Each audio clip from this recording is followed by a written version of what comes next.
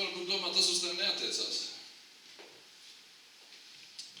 Bet es tev metu izaicinājumu, ka arī tu esi atbildīgs par to, lai kā Dieva valstī parādīsies šeit zemes virsū. Bet tu nesēdi šeit vienkārši, lai apgūtu kārtējo teoriju. Šorīt gāju uz draudzi Jēkabpilī. Pretī nāca divas sievietes, Jehovas liecinieces. Un ar tādu izmisīgu drosmi sniedza man lapiņu, kur es, protams, noraidīju un nepaņēmu. Un tad es padomāju, cik ļoti daudzreiz es arī pats esmu līdzinājies Jehovas lieciniekiem. Tā vienkārši tādā miesīgā tādā druģainumā iet un liecināt, un tas, ko mēs saucam par liecināšanu.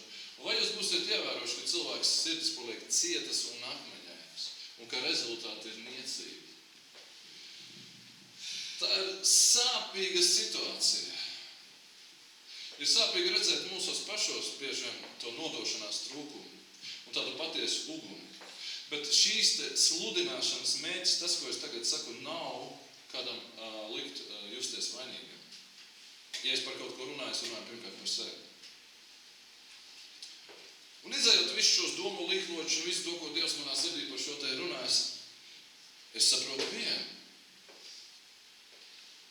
ka ja viņš mani grib sagatavot apnodē, ja viņš mani grib sagatavot par trauku, ko patiešām viņš lietos, un tas attiecās arī uz tevi, tu nevari vienkārši nogulēt savu zemes laiku un izlikties, ka uz tevi tas neatiecās. Tev ir jābūt par liecinieku. Tev ir jābūt par sāli. Tev ir jābūt par gaismu. Tāpēc es tā kā runājot uz jūsu sirdsapziņu, runājot uz jūsu sirdīm, vienkārši saku šo te, ka mums kopā ir jāmēģina tuvoties viņam. Mums kopā ir jāsāk domāt, lūgt un salīdzināt mūsu stāvoklis, uzdot viņam jautājumus, droši klausīties to, ko viņš atbild.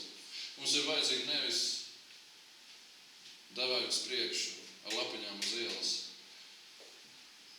Jūs zināt, ka ir laika beigas, ka netaisnība vairojās, ka mīlestība izzūd arī ticīgo starpā, ka grēki ienāk, kompromisi ienāk, ka cilvēki tiek sakauti, cilvēku dzīves brūk, ģimenes brūk, draudzes pazūd, sludinātāji krīt un tā tālāk un tā tālāk. Tagad šis ir ļoti smags laiks. Jūs zināt, pat Amerika, kas ir kristiešu citadela skaitījusies gadsimtu gaitā, kas ir nesus kristīgās vērtības visā pasaulē, izsūtījusi misionāru pulkus pa visu pasauli.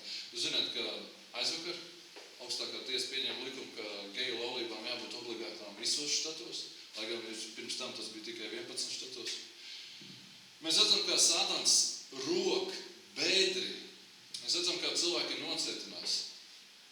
Un tas, ko es ar smagumu cenšos pateikt, ir pirmkārt pašam par sevi varu padalīties. Kā tad rodas grēka nožēla?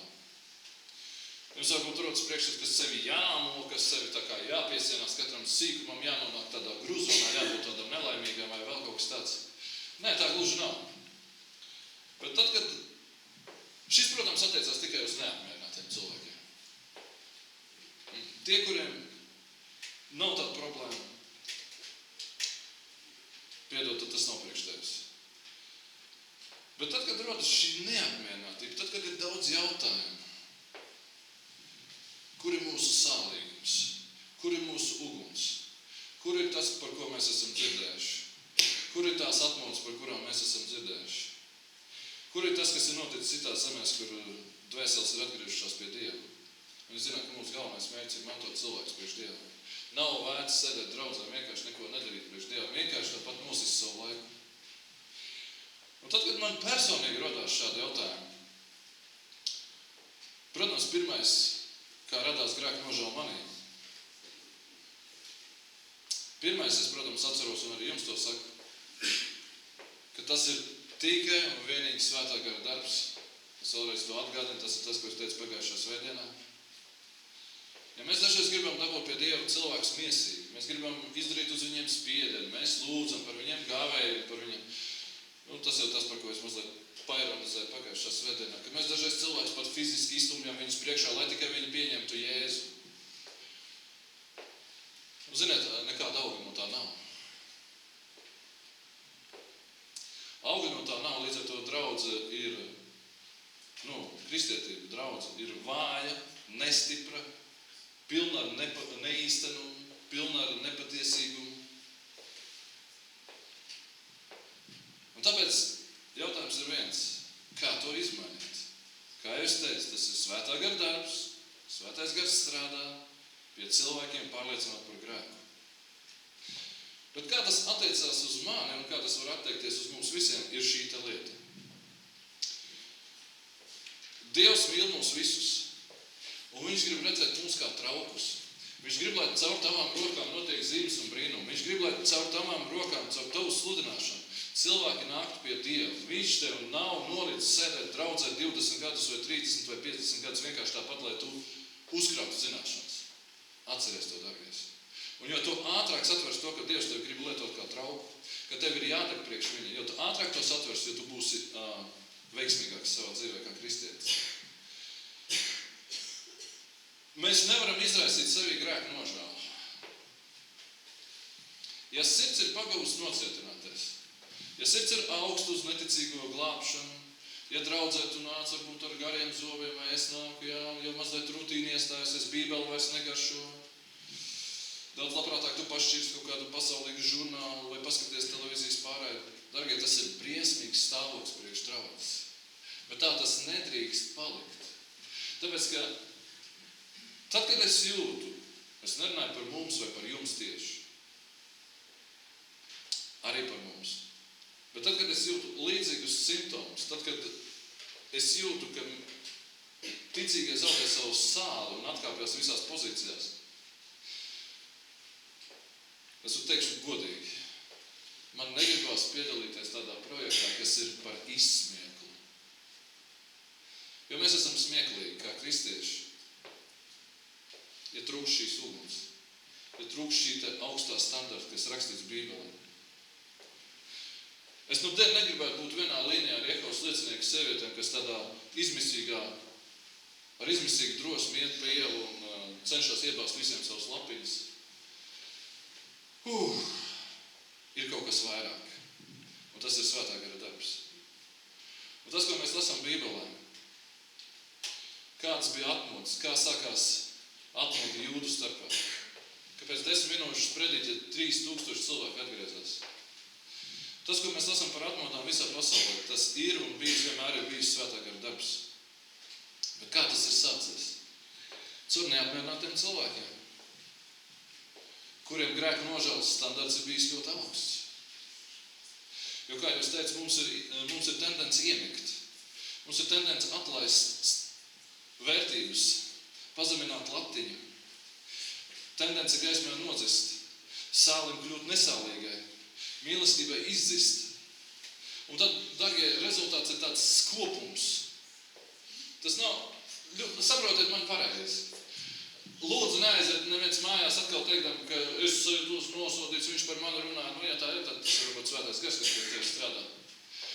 Es runāju par sevi, šī daļā ir mana grēksūdze, ka iestājas tāds skopums pret Dievu un pret viņa lietu, ka mēs kļūstam līdzīgi farizējiem Sīmanim.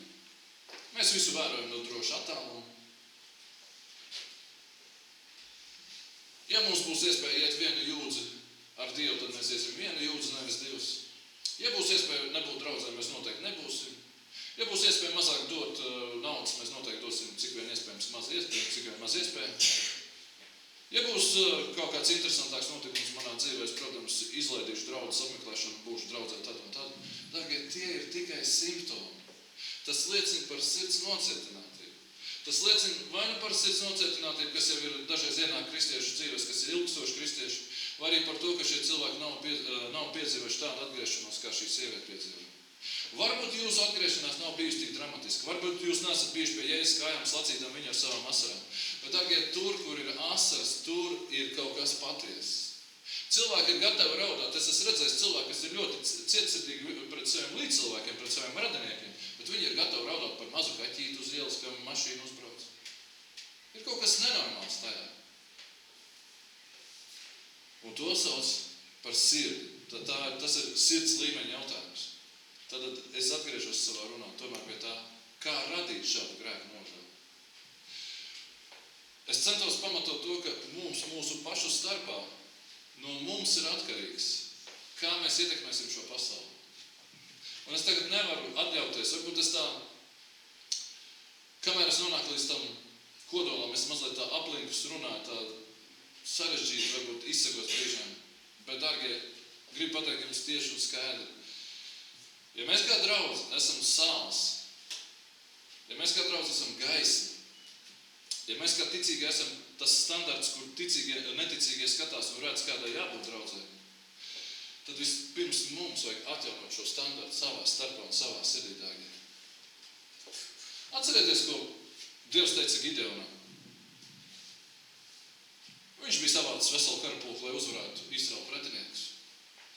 Bet Dievs tika aiziet projām visiem citiem, viņam palika 300 vīru pret vairākiem, tur neatceros, 10 000 ienaidnieku. Varbūt tiešām nav tas uzsvars uz to kvantitāti. Ka mums būtu ļoti daudz neatgriezušos savā sirdī neizmainīgu cilvēku. Varbūt mums tiešām jābūt uzsvaram uz to, ka katrs no mums ir patiešām piedzīvojis reāli sastapšanos ar Jēzu, reāli sadursmi ar Jēzu, reāli izmainīt sirdi. Bet ja ir noticis tā, ka varbūt mūsu sāls ir palikusi nesālīga, pārbaudiet paši sevi. Es runāju par sevi. Man ir diezgan dīvains laiks manā dzīvē. Dīvainais laiks ir sācies, vienmēr, protams, ir kaut kādi avoti, ja? Kaut kāda grāmata atnāk tavā dzīvē, kaut kur tu izlasi kaut ko, un tu vienkārši tiec ķerts. Tev vienkārši Dievs uzrunā. Ļauj arī Dievam tevi uzrunāt, dārgais. Jo mēs kā draudz nevaram ietekmēt pilsētu, sabiedrību, savu tautu nevaram ietekmēt, ja kaut kas neīsts ir mūsu vidū. Ja tas, ko mēs darām, nav pa īstam,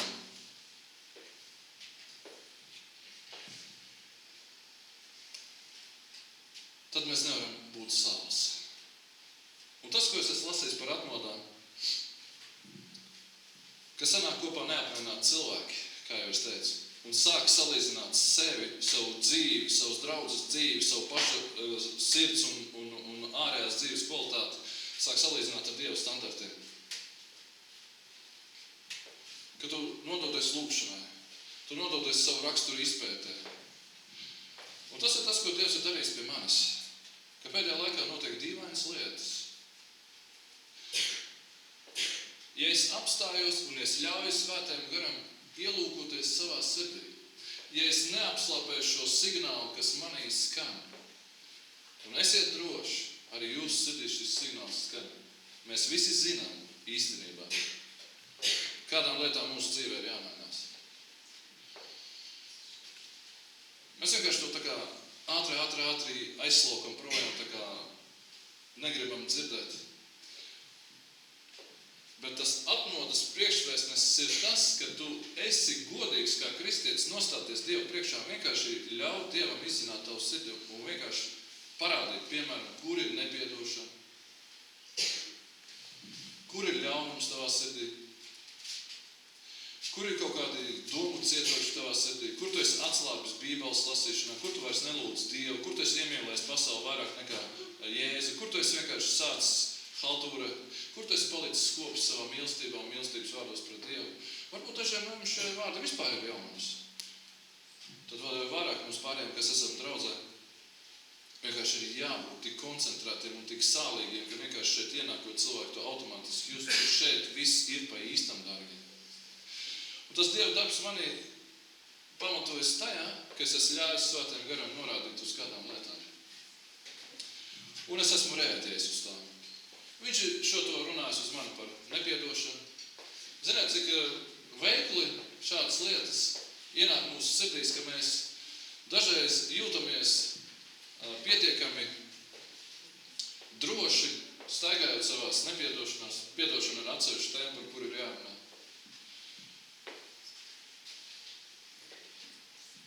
Bet tas, ko es daru un kā es piedzīvoju šo te pamošanos pats personīgi, ir tas, ko es jums arī rekomendēju darīt. Koncentrējiet savu uzmanību uz Dievu un uz viņa standartiem, uz viņa principiem,